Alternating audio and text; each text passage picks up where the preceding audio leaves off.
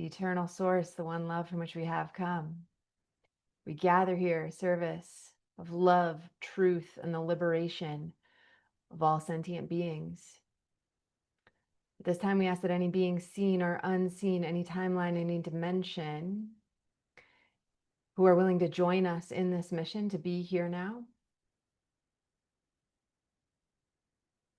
and any being seen or unseen that are unwilling to receive the love of Source, or who are in violation of free will, to leave now.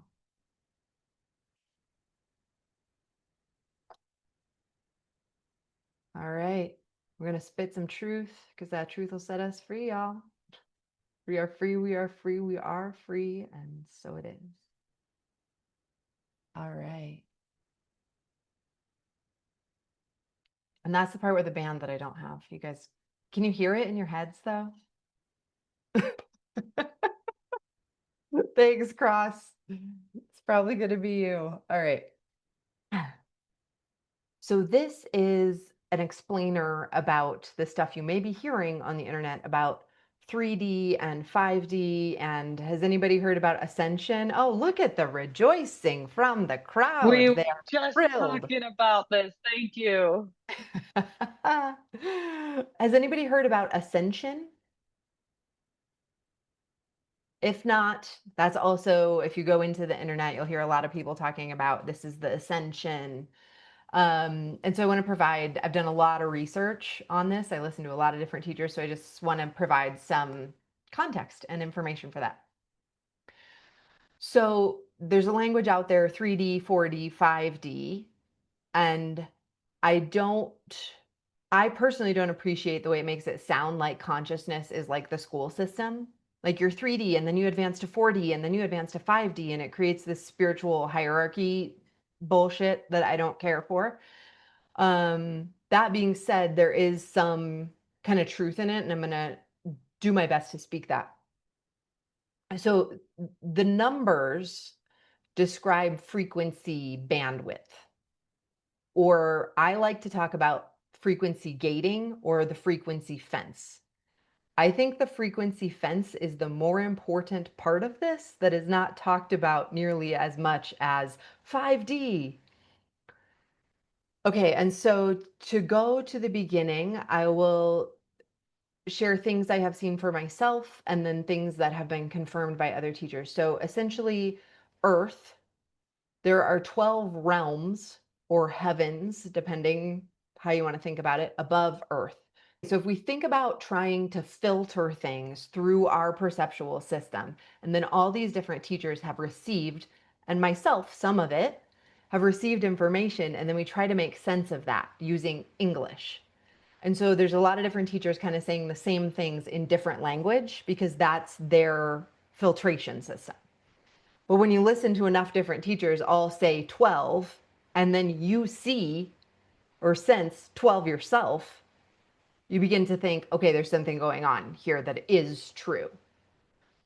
With the 12-stranded DNA stuff, I don't love that because it is not actually 12 strands of deoxyribonucleic acid, but there is within our body a divine blueprint that, when activated or accessed fully, allows all of our birthright gifts to come back.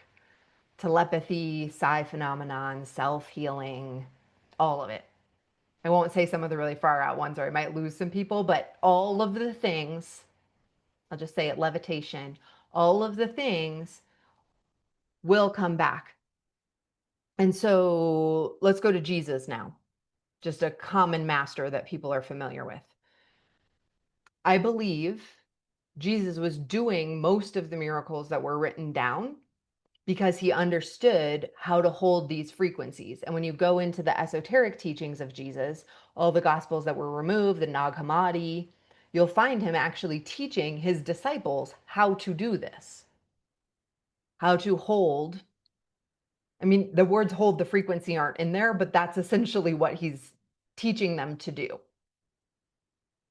And so, you know, you might say Jesus was a 9D, if we're going to use the dimensional language, like a 9D or a 12D ascended master, meaning he had access to all the realms all the way through and could pull through the frequency of those realms to here to do whatever was needed, make fish appear in a boat or whatever. So as we expand our perception and hold that frequency, the more of us do that, the more the frequency fence will collapse. So now I'm going to talk about the frequency fence a little bit.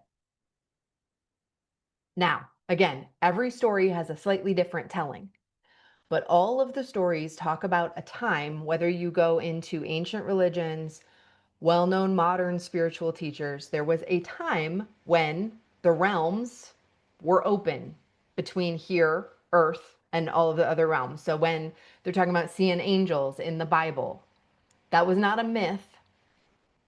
There were really angels here. All of this lore from the olden times. And then there was something that happened, and when exactly or how exactly is difficult to say, but I just refer to it generally as the fall. So the New Age community will talk about the fall of Tara from 5D to 3D. Other people will talk about the flood, that was the fall. The Tower of Babel, that was the fall. I'm less concerned with like the specifics of what it was, because that's where we can lose ourselves in the story, but rather the fact that it is possible for it to be open between there and here. I believe strongly in the frequency fence because it is one of the things I have been shown directly. So there are things I can hear from other teachers or patterns I can recognize from all of the different texts. And then there are things you experience yourself. And the frequency fence was one of those for me. And so our body is the instrument for bringing that frequency through. And I think a lot of us are beginning to be able to feel that, or beginning to be able to follow it a little bit. And this is where I want to talk about the fact that that frequency, just being able to touch it in a meditation or an out of body experience or whatever, is not it. Okay. Because there are folks I know personally who ended up, who had these transcendent experiences of unity consciousness of all the way, who ended up in the Epstein files. So just having a transcendent experience does not mean you are living that here now. Right? And so part of the reason, I'm not saying that to be dark and morbid, I'm just saying the power of discernment, right? Anybody can blast themselves open with DMT and have a crazy, incredible experience. That doesn't make you able to hold that frequency and live from that place consistently. So that's really the goal. And another thing I see a lot happening is folks who are really physically unwell or emotionally unwell or informationally overloaded. And I say that with not blame to them, because there are many ways that the frequency fence is reinforced through our media, through our food, through all of these things that shut us down and make us small and unwell. So I'm not blaming the people. But then those folks have these really intense openings, let's say perceptual openings, but the physical body, the nervous system, the emotional body is not prepared to handle that. And so it just goes totally haywire. But what I believe in the model, the multi-layered model I've proposed, is that there is a gradual and sensical way to do this that doesn't leave people ungrounded and allows them to hold more and more of that frequency and for perception to open gradually and safely. And more importantly, that we are integrating and learning from those experiences and living that, bringing the frequency through here. It's not a place we go visit and then come back and yap about it and be like, I'm so special. I had this amazing transcendent experience. No, people do that, but it's annoying. So what you experience matters, but what you are capable of embodying matters more. So the frequency fence was placed here by beings with greater perceptual access than we have. So they place that frequency fence over the planet, prohibiting us from accessing more of what is available. And then I don't want to get into this too much because it gets really dark, only to explain what is happening. And then through the food, through the media, through various th- through the healthcare system sometimes. I'm don't shoot the messenger, okay? This is just what it is. Through these systems, they continue to perpetuate us putting things into our body that keep our abilities dormant.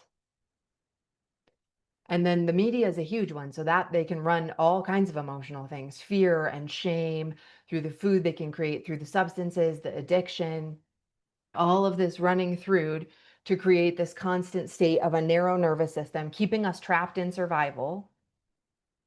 And that's very real.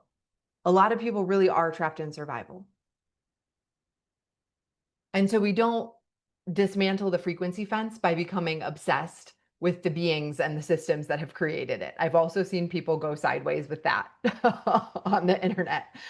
And yes, it's real. And yes, the bloodlines thing and all of that. Yeah. Okay. But that doesn't do anything because fear and obsession create the same frequency that reinforces the fence. So that doesn't help. Um, and so there are multiple fences at different levels. Everything's sort of gated. And so as you learn to hold more of that, more will become available.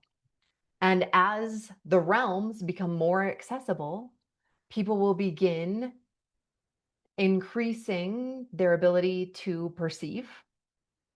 And what I want to avoid is using that expanded perception to inflate our human identity rather than allowing the soul to lead, because there's also a lot of that out there. I believe in our lifetime, this opening is going to happen. We're already kind of seeing this with disclosure, with lots of people. And for people who don't know what's going on, they feel really stressed right now because the frequency of the planet is rising. So if you can get on the wave and ride it, it's going to be awesome. And if you don't get on the wave and ride it, you're going to not feel well. I don't think you're going to have a hard time because the frequency of the earth and the frequency of the sun are both kind of blasting. And that is via off-planet intervention with intention for us to rise again, so to speak.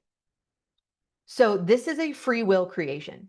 In this creation, souls come here. It's also, you can also think of it as like the most intense Jedi training ground. Like they send the crazy ass souls here because it's so dense and it's so, and you're also, you get totally wiped.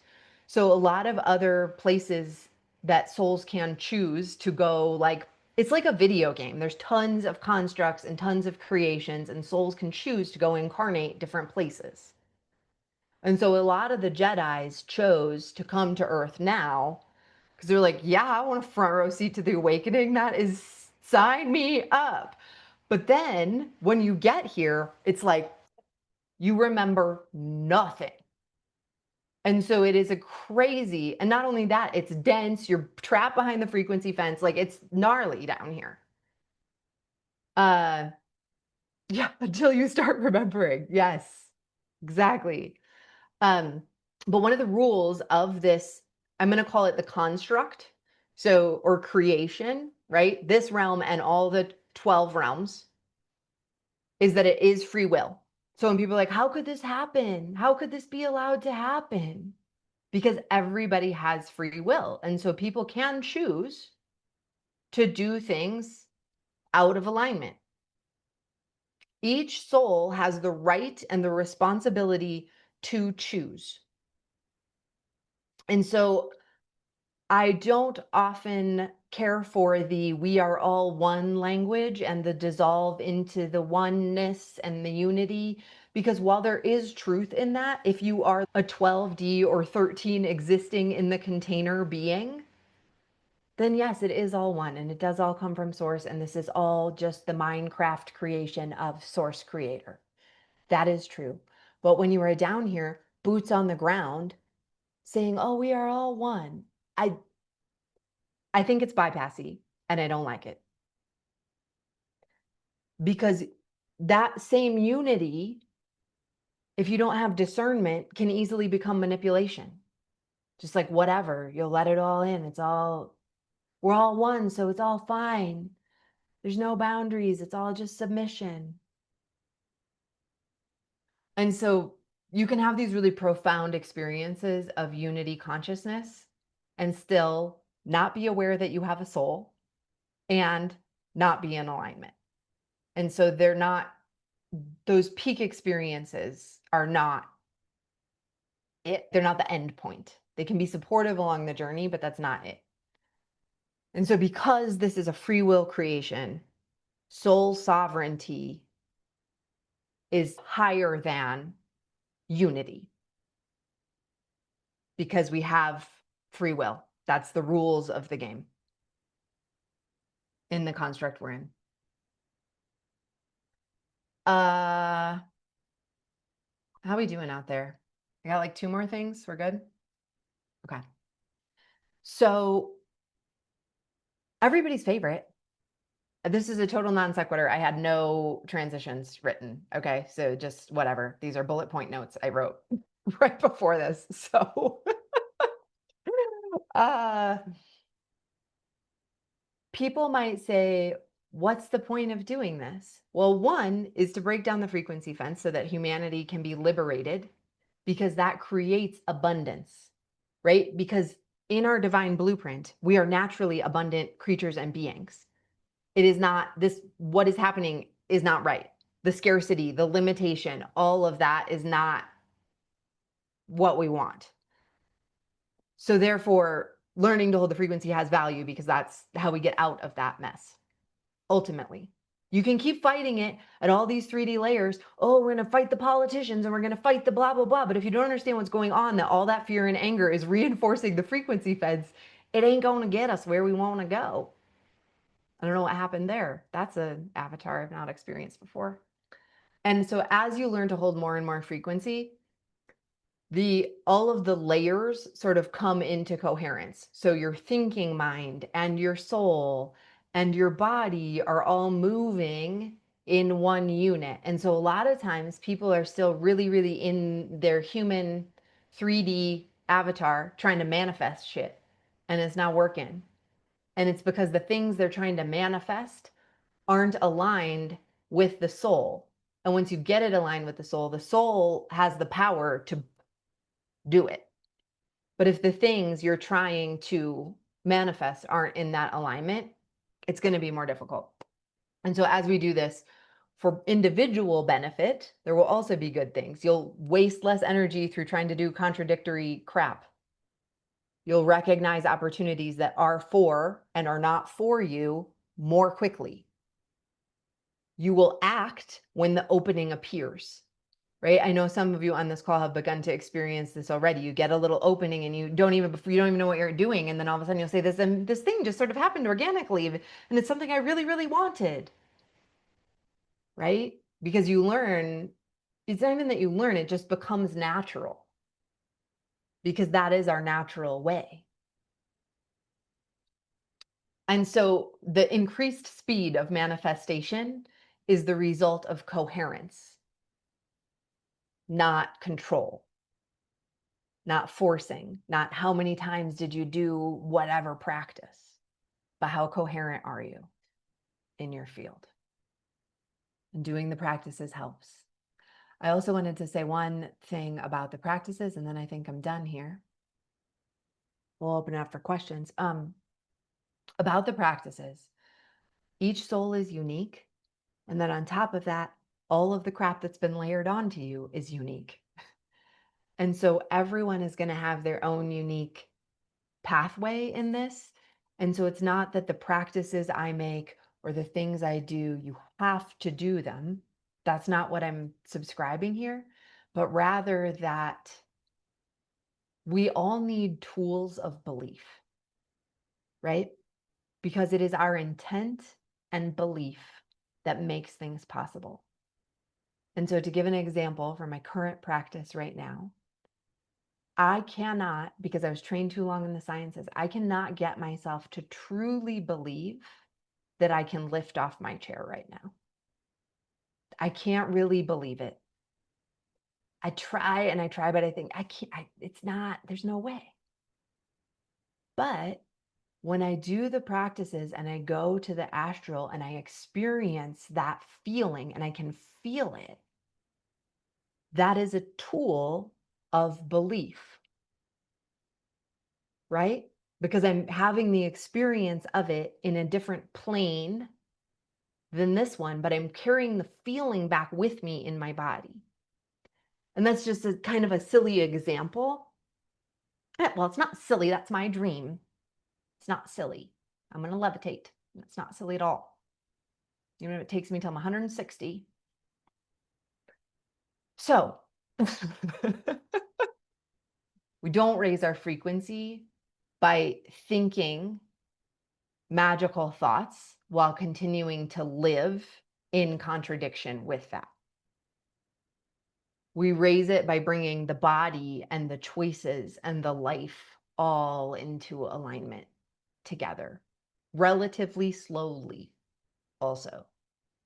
We don't want to rush it because that's when we have these kind of ungrounded, gnarly experiences.